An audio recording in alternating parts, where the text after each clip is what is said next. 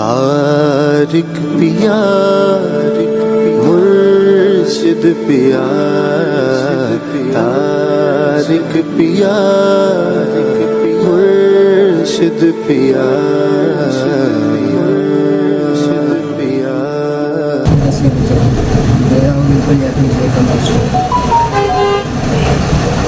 असल में देखो, सबसे पहले तो हमें ये पता होना चाहिए ना कि हम कर क्या रहे हैं। अगर रूहानी मशक़ अगर तालीम की गई है तो उसकी वजह क्या है, उसका मकसद क्या है, उसका मकसद क्या है पढ़ने का, करने का। जिस तरीके से मैंने पहले तरीके बताया था कि एक पेपर लेके उस पर डॉट लगा दें, उसका मकसद सिर्फ और सिर्फ ये है कि आपने जो ना अपनी यकसुई को, अपनी सोच को ना एक जगह पे मरकूज़ लेकर आना है, अपनी सोच को। यानी कि जो हमारे दिल में ख़यालात, जो वसवसे आते हैं ना, हमें अपने दिल और अपने अंदर के जो वसवसे हैं ना, जो ख़यालात हैं, जिसको हम फासिदा कहते हैं, ख़यालात फासिदा जो होता है ना, हमें उसको ख़त्म करना है। अच्छा, हम ख़यालात को अगर रोकेंगे ना तो ये उतना ही आएंगे। आप जितना जिस चीज़ को रोकने की कोशिश करोगे ना अपने अंदर वसवसों को, वो उतना ही पैदा होंगे। तो हमने उसको रोकने के बजाय पता है क्या करना है, सिर्फ ये रूहानी मशक़ करनी है। जब हम अपनी सोच को किसी एक जगह पे लगाएंगे ना, तो वो जो ख़यालात आने होंगे ना, वो ऑटोमेटिकली बंद हो जाएंगे, क्योंकि हमने एक नई सोच पैदा करनी है अपने अंदर। नई सोच उस वक्त तक पैदा नहीं होगी जब तक कि तुम्हारी जो पुरानी सोच है ना, वो ख़त्म नहीं होगी। ये वसवसे, ये ख़यालात हम नहीं रोक सकते, लेकिन हम इस मशक़ के ज़रिए जो ना, हम उस पर कंट्रोल कर सकते हैं। हमने पढ़ना नहीं है अभी कुछ करना नहीं है। इसकी तरतीब बिल्कुल उसी तरीके से होगी जिस तरतीब से मैंने समझाया था, बताया था। क्या कि आपने जब वो चीज़ पेपर लगाना है ना, तो उसको अपने हाथ से इतनी दूर रखना है कि एक हाथ का फासला हो आपके।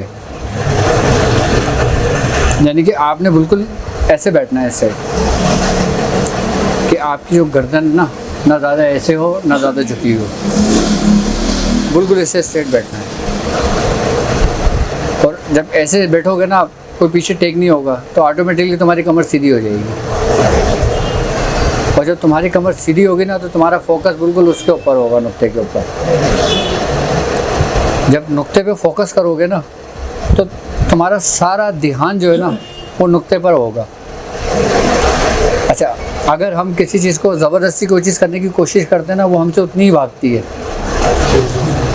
हमने कोई भी काम ज़बरदस्ती नहीं करना, हमने बिल्कुल रिलैक्स होकर, बिल्कुल इत्मीनान से करना है। अच्छा, बाज़ लोग इतने तवज्जो से करते हैं ये। अभी एक दो लोगों ने मुझसे बाकायदा पूछा कि हमारे सर में दर्द होने लगता है। तो सर में जो दर्द होता है ना, उसकी बेसिकली वजह यही होती है कि हम उस चीज़ को फोकस कर रहे होते हैं, उसको गौर से देख रहे होते हैं। हमें बिल्कुल रिलैक्स होकर देखना है और अपने जिस्म को थकाना नहीं है, अपने आप को थकाना नहीं है। ये रूहानी मशक़ के ऊपर आप कमाल जो ना दिनों में हासिल नहीं कर सकते। अगर आप चाहो ना कि मैं एक दिन में सब कुछ कर लूँ, तो एक दिन में नहीं कर सकते आप ये। इसके लिए आपको थोड़ा सा टाइम चाहिए। अब इस रूहानी मशक़ को करने में मुझे ही तकरीबन 3 महीने लगे थे। अब लोग पूछते हैं कि कितने दिन करना है। ये बेसिकली जो ना इब्तिदाई चैप्टर है, सिर्फ वो सिर्फ इसलिए कि आपके अंदर जो ख़यालात फासिदा पैदा होते हैं ना, उसको ख़त्म करने के लिए। अच्छा, इसमें कुछ एहतियात, देखो सबसे पहले एहतियात ये होगी कि इसमें जो ना, मैंने जो किया था ना, वो चिराग की रोशनी में किया था इस अमल को। यानी कि कमरे में अंधेरा था और मैंने चिराग जला लिया था। अच्छा, मेरा जो कमरा था, वो कमरा क्या था, खोली थी। तुमने तो देखा है कितना छोटा कमरा था कि बंदा जो ना सिर्फ लेट सकता था, और ऐसे नहीं लेट सकता था, लंबा होकर लेट सकता था, पूरा भी नहीं लेटा जा सकता था। तो वो हमारी खोली होती थी और इतना फासला होता था एक हाथ का। हमने एक स्टैंड बनाया हुआ था, उसके अंदर हम लोग लगा के मैं उसमें बैठा रहता था। सिर्फ काम किया था उस नुक्ते को देखना। इस हद तक कि जितना आप उसको बर्दाश्त कर सकते हैं। अच्छा, जब आप देखें ना कि आपकी पलक झपक रही है तो आप आंखें बंद कर लें अपनी, और जब आंखें बंद करेंगे ना तो आपको ना एक अंदर से ठंडक सी महसूस होगी जिस्म के अंदर से। अच्छा, इसमें पंखे की रोशनी में भी नहीं करना और आपने एसी में बैठ के भी नहीं करना, यानी कि आपने अपने जिस्म के टेम्परेचर को नॉर्मल रखना है। अच्छा, जब जिस्म के अंदर हरारत पैदा होगी ना तो हमारा जो दिमाग है ना वो उतना एक्टिव होगा, यानी कि हमारे अंदर अगर पसीना आ रहा होगा और जिस्म में हरारत होगी तो हमारी एक अलग कैफियत होती है। कुछ लोगों को उन कैफियत में बड़ा सुरूर आता है। जब मैं बैठता था तो ना तो मेरे कमरे में पंखा था, ना एसी था, ना कुछ था। तकरीबन 5 साल तक तो मैंने बगैर पंखे के गुजारा है। जब हम इसको करेंगे ना, इस मश्क को, इस रूहानी मश्क को, तो हमारे अंदर जो ना एक सुकून तारी होगा। अच्छा, आपने क्या करना है कि जब आपकी पलक झपकने लगे ना, फिर आपने पलक को बंद कर लेना है। फिर आपने 2 मिनट के बाद पलक खोलनी है, फिर दोबारा उसको फोकस करना है, उसी नुक्ते को। अच्छा, इस तरीके से ना आप 5 मरतबा या 7 मरतबा करो। आपने ताक आदत में करना है। इसको 5 मरतबा करोगे या 7 मरतबा करोगे इस अर्थ को। अच्छा, ये आपका थोड़ा अगर हम टाइम ड्यूरेशन करेंगे ना तो कम से कम 10 से 15 मिनट का वक्फा बनता है। जब आप ये 5 या 7 मरतबा कंप्लीट कर सको ना, कर लो अपना, तो उसके बाद आपने बिल्कुल पुरसुकून होकर बैठ जाना है आँख बंद करके। और जब पुरसुकून होकर बैठोगे ना आप आँख बंद करके, फिर आपने कोशिश करना है, तवज्जो ज़्यादा नहीं करना। आपने जो नुक्ता आप देख रहे थे ना, ऑटोमेटिकली वो आपके दिमाग में आ जाएगा। यानी कि किसी चीज़ को हम देखें, उसके बाद हम आँख बंद करें ना तो उसका अक्स हमारी आंखों में आ जाता है, क्योंकि दिमाग जो होता है ना वो उसको कैप्चर कर लेता है। जब हम आँख बंद करेंगे तो वही मंजर हमारे सामने आएगा। अब हमने उसी नुक्ते को सामने लेकर आना है और वो खुद ही आ जाएगा, आप बगैर तवज्जो से आएगा आपकी। लेकिन ये 4-5 दिन जब आपका हफ्ता भर गुजर जाएगा ना, उसके बाद भी ये कैफियत तारी होगी। आपने सिर्फ 10 मिनट और 15 मिनट तक जो ना फिर सुकून से आँख बंद करके बैठ जाना है। अच्छा, ये रूहानी मश्क जो है ना, ये मुराकबा नहीं है। अगर आप लोग समझ रहे हो कि ये मुराकबा है, तो ये मुराकबा नहीं है रूहानी मश्क। ये रूहानी मश्क सिर्फ और सिर्फ यकसुई कायम करने के लिए है। अच्छा, जब तक आपको यकसुई कायम नहीं होगी ना, आप मुराकबे में सारी ज़िंदगी बैठे रहो, आप कामयाब नहीं हो सकते। इस रूहानी मश्क की अहमियत ये है कि जिस तरीके से आप नमाज़ पढ़ने से पहले वज़ू करते हो, पाकीज़गी का एहतमाम करते हो, उसके बाद आप नमाज़ पढ़ते हो, इसी तरीके से इस रूहानी मश्क के ज़रिए पहले हम अपनी सोच को एक जगह लेकर आते हैं, महदूद करते हैं। आई बात समझ में? जब हम उस पर यकसुई हासिल कर लेते हैं, उसके बाद फिर हम मुराकबे में दाखिल होते हैं। अभी मुराकबा शुरू नहीं हुआ है आपका। मुराकबा आपका मेरे हिसाब से अगर शुरू होगा ना तो कम से कम 3 महीने के बाद होगा शुरू मुराकबा। अभी हम रूहानी मश्क सिर्फ इसलिए करा रहे हैं कि जो दिमाग के अंदर आपके ख़यालात हैं ना, जो कारोबार के मामले में, घरेलू मामले में, किसी भी मामलात में, उस चीज़ से जब तक आप क्लियर नहीं होंगे ना, आप ये नहीं हो सकते।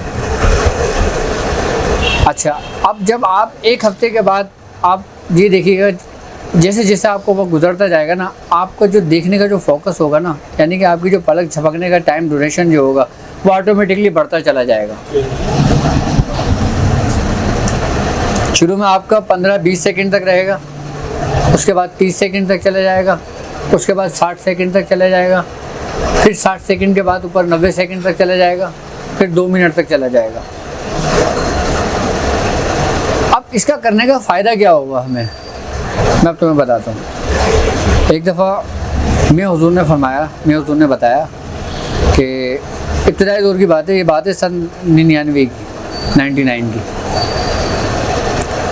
तो जब ये मश्क मैं कर रहा था ना, तो जब मैं 5 मिनट तक पहुँचा तो पापा खुश हुए, कहने लगे अब तुम्हें पता है आगे जब ये तुम्हारा टाइम बढ़ेगा आगे इसका, अब मैं तुम्हें उसके फ़ायदे बताऊँ। मैंने कहा क्या? कहना है अगर कोई शख्स बग़ैर पलक झपके 30 मिनट तक पहुँच जाए, कितने मिनट तक? 30 मिनट तक पहुँच जाए ना, तो उसको तमाम जिन्नात, शयातीन, अरवाहें उसको सामने नज़र आने लगती हैं, घूमते फिरते, चलते फिरते, उठते बैठते, यानी कि इंसान गायबी दुनिया में दाखिल हो जाता है। अभी कुछ पढ़ा नहीं है, अभी कुछ करा नहीं है, अभी सिर्फ और सिर्फ जो ना आपने अपने आप को एक यकसू किया है, यानी कि आप जब आप अपने आप को यकसू करोगे ना तो आपके अंदर जो कुव्वत इरादी है ना वो जागेगी, यानी कि आपकी जो रूहानी पावर्स होती है। आई बात समझ में? अब जब रूहानियत आपके अंदर पैदा होगी ना तो फिर वो आपको जो अजायबात दिखाएगी ना फिर आप देखते रह जाएंगे। यानी कि मियाँ क्या फरमाते हैं कि आधे घंटे तक अगर आपने बग़ैर पलक झपके देखा तो आपको दूसरी चीज़ें वाज़ेह होने शुरू हो जाएंगी, नज़र आने शुरू हो जाएंगी। जब ये कैफियत हो जाती है ना तो इंसान के अंदर वो इसरार खुल जाते हैं जो वो कुछ पढ़ेगा उसके बाद। ये सिर्फ देखने की मश्क मैं आपको बता रहा हूँ, ये रूहानी मश्क जो है इसका ताल्लुक़ किसी ज़ाहिर व बातिन से नहीं है। देखो एक बात याद रखना, सब कुछ जो ना तुम्हारे अपने अंदर मौजूद है। तुम्हारी रूहानियत कहीं बाहर नहीं है, तुम्हारी रूहानियत तुम्हारे अपने ही अंदर मौजूद है। लेकिन क्या हम इस चीज़ से गाफिल हैं? अब तुम कितने अरसे से पढ़ रहे हो, तुम्हें क्या फ़ायदा हुआ? तुमने कभी इस चीज़ पे तवज्जो की अपने? अभी रूहानी मश्क से इंसान इतना कामिल हो जाता है तो आप आगे की मंजिलों में आप किस मकाम पे जाओगे आप मुझे बताओगे? वो ये समझ लो कि मरने के बाद भी तुम्हारे काम आएंगे। जब इस चीज़ को तुम कंट्रोल कर लोगे ना उसके बाद तुम्हें बताऊंगा कि मुराकबा क्या होता है और मुराकबा किस तरीके से किया जाता है और मुराकबे के कितने दर्जे हैं, मुराकबे की कितनी मंजिलें हैं। मुराकबे की 100 मंजिलें हैं, पता है आपको?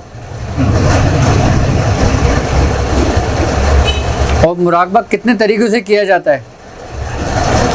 मुराकबा गौसिया क्या है जो ख़ानदान कादरिया का है।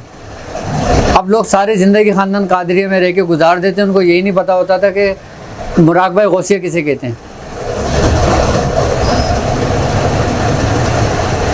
और मुराकबा जिब्राइल क्या है, मुराकबा मिकाइली क्या है, मुराकबा इसराफिली क्या है, ये चारों फरिश्तों के मुराकबे हैं। फिर उसकी तरतीब अलग है।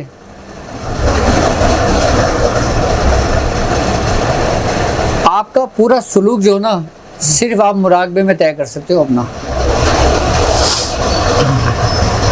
आई बात समझ में?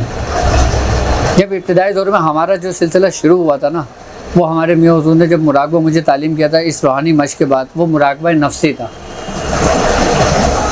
क्या था? मुराकबा नफ्सी था। जब मुराकबा नफ्सी मैंने किया था ना उसके बाद फिर मुराकबा कल्बी कराया था। अब पता है लोगों को मुराकबा नफ्सी किसे कहते हैं और कल्बी किसे कहते हैं। जब इंसान इस तरतीब से पूरा मुराकबा करता है ना उसके बाद जाके उसको मुराकबा गौसिया आता होता है। मुराकबा गौसिया वो है जो हज़रत सैयदना शेख अब्दुल कादिर जिलानी रज़ी अल्लाह ताला अन्हु के कल्ब से मुंसलिक होता है। जो शख्स मुराकबा गौसिया करने बैठता है ना तो उसकी जो तवज्जो होती है ना वो हज़रत सैयदना शेख अब्दुल कादिर जिलानी रज़ी अल्लाह ताला अन्हु के कल्ब पर होती है और वो सरकार गौस पाक के कल्ब से फैज़ हासिल करता है। अब वो मुराकबा कितने कमाल का होगा जो मुराकबा गौसिया होगा। लेकिन ये सब चीज़ें तुम्हें बताने का मकसद ये है कि तुम्हारी ये बात की मंजिल है, ये अभी की मंजिल नहीं है, ये अभी इब्तिदाई दौर है। अब तुम मैट्रिक के स्टूडेंट, अगर तुम पहली क्लास के बच्चे को मैट्रिक की किताब उसके हाथ में थमा दोगे तो उसके क्या समझ में आएगी? वो 1-2 दिन पढ़ेगा उसके बाद उठा के रख देगा, उसके कहेगा भाई मुझे तो समझ से बाहर है, मेरे समझ में आएगी उसके।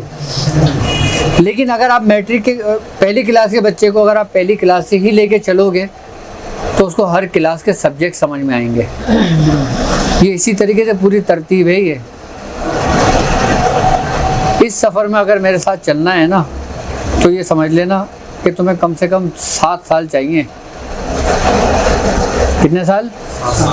7 साल चाहिए। लेकिन उस 7 साल में जो ना तुम्हारी दीन, तुम्हारी दुनिया, तुम्हारा आखिरत सब कुछ संवर जाएगा। लोग सारी ज़िंदगियां गुजार देते हैं कब्रिस्तानों में, इधर उधर 40-40 साल गुजार देते हैं, पूरी ज़िंदगियां पढ़ते हुए गुजर जाते हैं।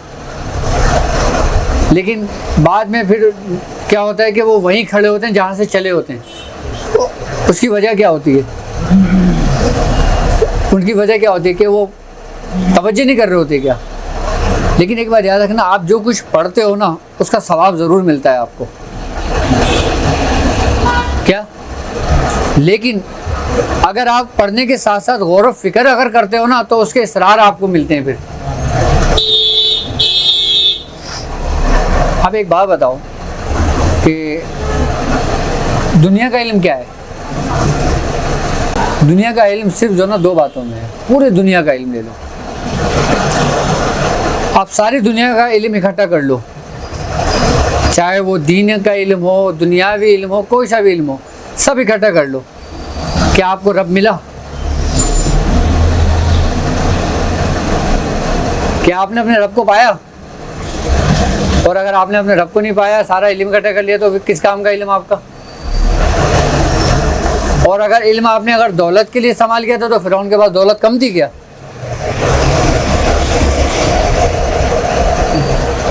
अगर आपने इल्म से अगर दौलत कमानी है, दौलत कमाई है अगर, तो क्या कारून के पास दौलत कम थी क्या? नमरूद के पास कम थी? फिरौन के पास कम थी क्या? तो फिर आपको क्या हासिल हुआ दुनियावी इल्म से? हमने इतना कुछ पढ़ा, इतना सब कुछ करा, क्या फ़ायदा हुआ? हज़रत इमाम अहमद बिन हम्बल, आप अपने वक्त के जो ना इमाम थे, और आपका ये मकाम था कि आपके साथ उस वक़्त के जय्यद उलमाए कराम जो ना, हम उस एक वक्त एक साथ रहा करते थे।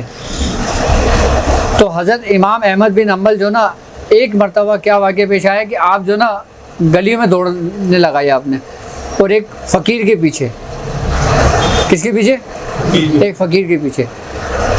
आप उसके पास बैठ जाया करते थे। तो लोगों ने एतराज़ किया, उलमा कराम ने, कि हज़रत आप इतने बड़े वक्त के इमाम होकर और इस फ़कीर के पीछे बैठ जाते हैं, जिसको ना शरीयत का पता है ना तरीक़त का पता है। आपने उनकी तरफ देखा और मुस्कुराया। आपने फरमाया कि इमाम अहमद बिन हम्बल जिस रब को जानता है ना, जिस रब को मानता है, बशर हाफी उस रब को जानता है, उसको पहचानता है। बशर हाफी, वो बशर हाफी थे, वो बुजुर्ग जो मलंग थे, जो मखजूब थे। कौन कह रहा है ये बात? अब हज़रत इमाम गज़ाली रज़ी अल्लाह ताला ने की बात बताऊँ। इमाम अहमद गज़ाली, आप क्या फरमाते हैं? आप अपने आखिरी वक्त में फरमाते हैं कि मैंने अपनी सारी ज़िंदगी ज़ाया कर दी। तो लोगों ने पूछा, हज़रत आप ये क्या बात कर रहे हैं? आपने कितनी किताबें लिखी हैं, कितनी तसनीफ़ें आपकी, कि जितनी आपकी उम्र है उससे ज़्यादा आपने किताबें लिखी हैं। मतलब इंसानी अकल दंग रह जाती है कि अगर आपकी तसनीफ़ का मुताला किया जाए। आप क्या फरमा रहे हैं? ये बात मैंने ज़ाया कर दी। क्यों कहा आपने? आपने ये फरमाया कि मैंने अपने रब को, अपनी रूहानियत को अपने आखिरी अशरे में समझा कि ये क्या है, कि अब मेरी दुनिया, मेरी ज़िंदगी मुझसे वफ़ा नहीं कर रही। हज़रत इमाम आज़म अबू हनीफ़ा, कितने बड़े इमाम हैं आप? आप फरमाते हैं कि अगर नौमान को 2 साल नहीं मिलते ना, तो उसकी ज़िंदगी पूरी की पूरी बेकार हो जाती। वो 2 साल कौन से थे? जो आपने इमाम जाफ़र सादिक रज़ी अल्लाह ताला अन्हु की खिदमत में गुजारे। अब इमाम आज़म अबू हनीफ़ा का मकाम क्या था? आप वक्त के इमाम हो गए, ये बात कर रहे हैं कि मैंने पूरी ज़िंदगी ज़ाया कर दी, अगर 2 साल मुझे ना मिलते तो मैं हलाक हो जाता। अगर मुझे वो 2 साल ना मिलते ना, जो मैंने हज़रत इमाम जाफ़र सादिक रज़ी अल्लाह ताला अन्हु के दरबार में गुजारी, उनकी खिदमत में, तो नौमान हलाक हो जाता। तो वो 2 साल में क्या था ऐसा? ये वही इल्म लुदन्नी थी, ये वही तसव्वुफ, वही मार्फत का इल्म था। ये सब कुछ हमारे अपने अंदर मौजूद है, लेकिन हम इस चीज़ से गाफिल हैं। लेकिन अभी हमने अपने आप को इब्तिदाई दौर से लेके चलना है। जब तक हमारी बुनियाद मजबूत नहीं होगी ना, हम किसी मंजिल पे नहीं पहुंच सकते। ये आपकी बेस है, ये आपकी बुनियाद है। अगर आपकी बुनियाद, आपकी बेस मजबूत ना हो तो आप बिल्डिंग खड़ी कर लोगे? कभी भी नहीं कर सकते आप। लेकिन अगर आपकी बुनियाद, आपकी बेस मजबूत होगी, आप क्या कर लोगे? आप 3 मंजिला भी खड़ा कर लोगे, 4 मंजिला भी कर लोगे।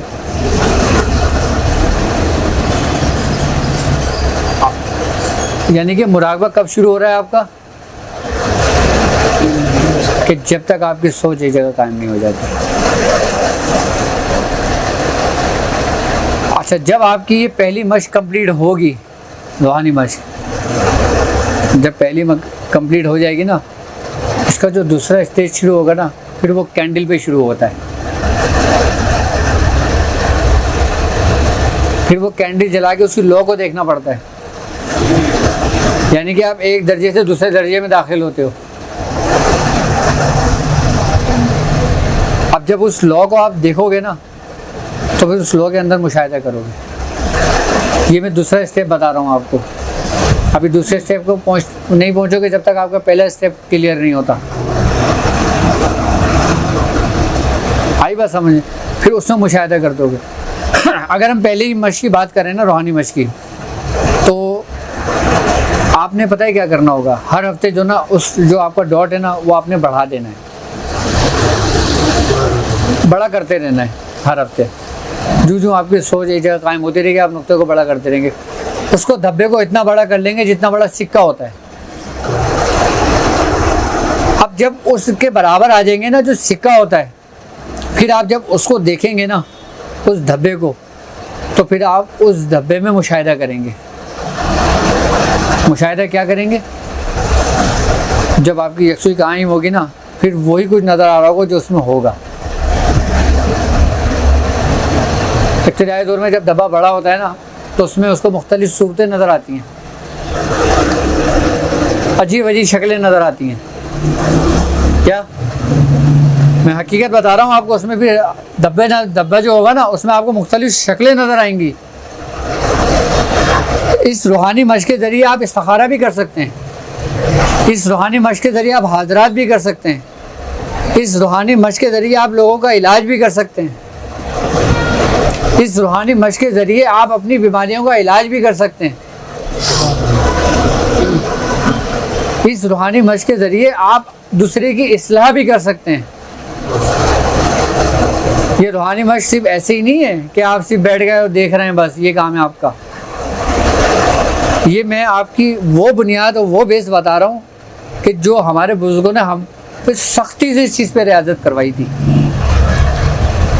और कहा था सिर्फ दुनिया में ये नुक्ता ही है और दुनिया नहीं है। जब उसके अंदर मुशाहिदा होता है ना, आप बाकायदा उस धब्बे के अंदर मुख्तलिफ सूरतें देखते हैं, यहाँ तक कि जिन्नातों की हाजिरियाँ होती हैं उसमें।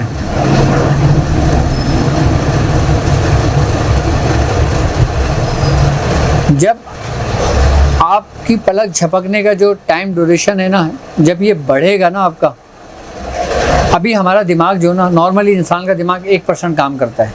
कितना परसेंट? 1% काम करता है। जब इंसान ये रूहानी मश्क करता है ना, तो उसका दिमाग जब वो 5 मिनट तक पहुंच जाता है, तो उसका जो दिमाग होता है ना, वो फिर इंस्टॉल होना शुरू हो जाता है।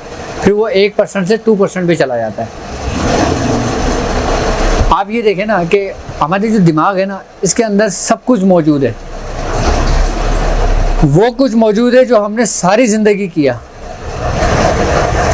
वो कुछ इसमें महफूज है जो हमारी पैदाइश में था। हमारी पैदाइश से लेकर हमारी मरने तक दिमाग के अंदर एक एक चीज़ महफूज है जो हमने बचपन का, जवानी का, बुढ़ापे का, तमाम दौर गुजारा, जो कुछ किया वो उसमें महफूज है। लेकिन हम इससे गाफिल हैं। जब आप कोई कंप्यूटर के अंदर कोई प्रोग्राम कोई इंस्टॉल करते हो, कोई सॉफ्टवेयर अपडेट करते हो, तो एक जिद्दत आती चली जाती है उसमें। आप सपोज़ के आपके पास कोई मेमोरी कोई वीडियो है आपकी, आप उसको कहीं चलाते हो कंप्यूटर में, तो वो पहले क्या होता है, इंस्टॉल करते हो उसको। उसके बाद जब उसको चलाने शुरू करते हो तो सब कुछ पूरा एक एक चीज़ चलनी शुरू हो जाती है, पूरा डेटा चलने लगता है। यार ये तो एक ज़ाहिरी दुनिया है। ये चीज़ जो बनाई है किसने बनाई है? हम इसको कहते हैं कि ये आज के दौर की जो ना समझ लें कि बेहतरीन और सबसे बड़ी ईजाद है कंप्यूटर जो है इस सदी की। लेकिन उसको नहीं देखते जिसने इस सदी को, इस कंप्यूटर को ईजाद किया, बनाया, जिस दिमाग ने। अल बैरूनी का जो कुलिया जो कानून था ना, उस कानून के तहत कंप्यूटर तश्कील दिया गया है। आपको पता है, ये कैलकुलेटर तश्कील दिया गया है। अल बैरूनी कौन था? मुसलमान साइंसदान था।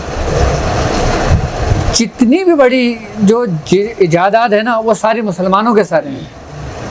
क्यों? क्योंकि उन्होंने जो ना कुरान की उस आयत पे अमल किया है। अल्लाह रब्बुल इज़्ज़त फरमाता है कि गौर व फिक्र करने वाले के लिए इसमें निशानियाँ हैं। हम उसी से गाफिल हैं। अब अल्लाह ताला ने कहा है ना कुरान सूरे रहमान में कि जिनो इंस, अगर तुमसे हो सके निकल जाओ तो निकल जाओ ज़मीन और आसमानों के किनारों से। क्या कि अगर तुम निकल सकते हो तो तुम निकल जाओ ज़मीन और आसमान के किनारों से। तुम जहाँ भी जाओगे तुम्हारे रब ही की हुकूमत है। अब ये बताओ, तुम्हारे रब ने तुम्हें एक फार्मूला दे दिया कि ज़मीन और आसमानों के किनारे मौजूद हैं, और किससे मुखातिब है वो? खाली जिन से नहीं है, वो जिनो इंस से है। क्या आपने कभी इसमें गौर व फिक्र किया है कि अगर आप ये देखेंगे तो कैसे देखेंगे, अगर आप ज़मीन और आसमानों के किनारों से निकलेंगे तो कैसे निकलेंगे? लेकिन कुरान की इस आयत ने एक बात को साबित कर दिया कि इंसान निकल सकता है। अब कैसे निकल सकता है? आपकी अकल क्या कहती है? क्या अकल कहती है आपकी कि इंसान कैसे निकल सकता है? अब मैं आपको उसकी बुनियादी बात बताऊं। देखो, अभी हम रूहानी मशक कर रहे हैं, ठीक है? अभी हम अपने आप को यकसू कर रहे हैं। हम एक चीज़ पर पूरे अपने वो मरकज़ एक कायम कर रहे हैं, अपनी रूहानियत को जगा रहे हैं। अभी हम हमारा जो जिस्म बना है ना, ये अरबा अनासिर से बना है। किससे बना है? वो क्या है? आग, हवा, मिट्टी और पानी। अच्छा, ये चारों फितरतें इंसान के अंदर मौजूद हैं। ये चारों खिलते इंसान के अंदर मौजूद हैं। जब इंसान बना है ना, तो ये वजूद में जब आया तो ये कसाफत रखता है। ये अपने अंदर हमारा वजूद जो है ना, कसीफ है ना, कसाफत रखता है। रूह वो लतीफ़ है। अब कौन से निज़ाम हमारे अंदर मौजूद हैं? कसाफत और लताफत का। आई मैं समझ। अब बुजुर्गान दीन, हमारे बुजुर्गान कराम जो रियाजत कराते हैं ना, उनका वजह मकसद सिर्फ ये होता है कि उनके जो लताफत, जो उनका जिस्म लतीफ़ हो जाए, यानी कि उनकी लताफत जाग जाए। हम जो कुछ खाते हैं ना, वो हमारे जिस्म को लगता है। हम जो कुछ पीते हैं ना, वो हमारे जिस्म को लगता है। हमारी रूह का उससे कोई ताल्लुक़ नहीं है। जिस तरीके से हमारे जिस्म की खुराक है ना, बिल्कुल इसी तरीके से हमारी रूह की भी खुराक है। और रूह की खुराक क्या है? तेरे रब का जिक्र। और जिक्र तुम्हें उसी वक्त हासिल होगा जब तुम्हें उसकी कदर, उसकी अहमियत, उसको गौर व फिक्र पता होगा। आप जिक्र किसका करोगे? जिसको जानते हो। आप जिक्र उसी का करोगे ना जिसको जानते हो। जिसको नहीं जानते, आप अपने रब को जानते हो जो उसका जिक्र करते हो।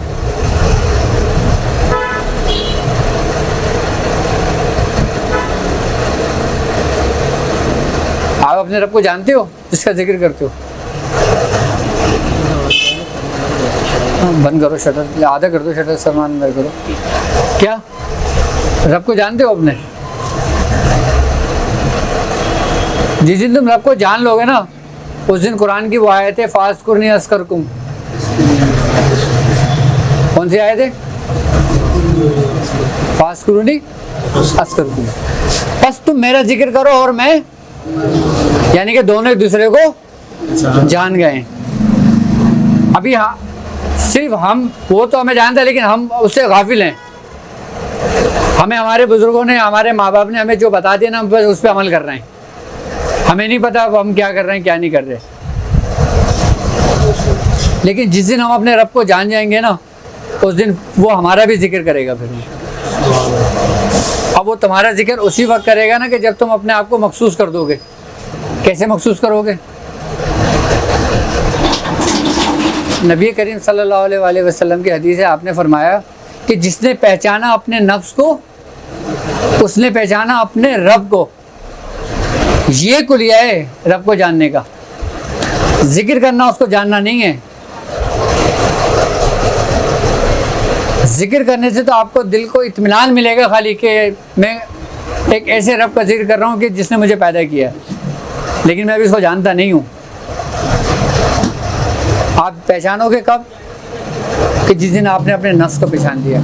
जब आपका मुराकबा नफ्सी शुरू होगा ना, फिर आपको अहमियत पता चलेगी कि आपका रब कौन है। फिर आप जानेंगे कि आपका रब क्या है। वो आपको डराता भी है, वो आपको आजमाता भी है, वो आपसे मोहब्बत भी करता है, वो सब कुछ करता है आपसे, लेकिन हम उससे गाफिल हैं।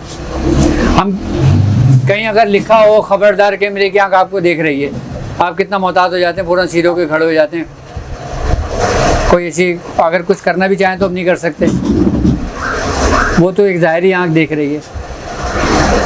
और जो ऐनुल्लाह है, वो जो अल्लाह की आँख है, उससे हम गाफिल हैं। मज़े की बात ये है, जिस दिन हमें उसके होने का यकीन हो गया ना, उस दिन आपकी ज़िंदगी संवर जाएगी। जिस दिन हमें उसके होने का यकीन हो गया, हमारी अब ये यकीन क्या है? आपकी पूरी रूहानियत जो ना इस यकीन में महफूज है, इस यकीन में पोशीदा है। यकीन के 3 मराहिल हैं। एक है यकीन, एक है ऐनुल यकीन, एक है हक्कुल यकीन। यकीन ये है कि मैं अल्लाह है, अल्लाह एक है। ये हमारा ईमान भी है और हमारा यकीन भी है। अच्छा, आप ये देखें, अगर आप दलील में पड़ जाएंगे ना, तो आप यकीन का सफ़र शुरू नहीं कर सकते। आप दलीलों में नहीं पढ़ना। अगर आप दलीलों में पढ़ गए ना कि अगर रब है तो कैसा है, क्यों है, क्या है, ये क्यों बनाया, वो क्यों बनाया, ये किस लिए था, वो किस लिए था, इस चीज़ से निकल जाओ आप। जो बुजुर्गान दीन, जो उलमाए कराम, बड़े बड़े लोग इस दलील के आगे आगे फंस चुके हैं और फंस गए, और जो लोग इस दलील से निकल गए ना, वो समझ लें कि वो कामयाब हो गए, क्योंकि उनका यकीन का सफ़र शुरू हो गया। अभी यकीन का सफ़र शुरू हुआ है, अभी ऐनुल यकीन का शुरू नहीं हुआ। ऐनुल यकीन क्या है? कि देख कर यकीन करना। अब इसकी मिसाल ऐसे है जैसे एक मटके में पानी रखा हुआ है। अब मैं इनसे कह रहा हूँ कि मटके में पानी है, ये यकीन है, इनको भी यकीन है, मुझे भी यकीन है कि पानी है।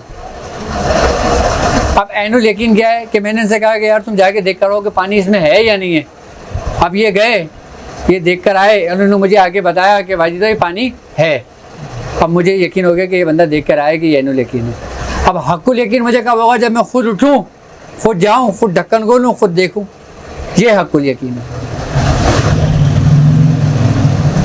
क्या तूने अपने रब को ऐसा देखा है? क्यों? क्योंकि तुम अभी अपने नफ्स में अटके हो। और नफ्स का जिक्र जो ना दुनिया के हर मज़ाहिब में मौजूद है। नफ्स कशी दुनिया के हर मज़ाहिब में मौजूद है, और बाकायदा तमाम दुनिया के हिंदू हों, काफिर हों, यहूदी हों, कोई भी हों, तमाम इस पर रियाजतें और मशक़ें कराते हैं। मतलब बुनियादी लोग बोलते हैं कि नफ्स ही है सारा। अब जब अपने आप को एक जगह पर कायम कर दोगे तो आप हर चीज़ पे कंट्रोल करने पे कादिर हो जाओगे आप।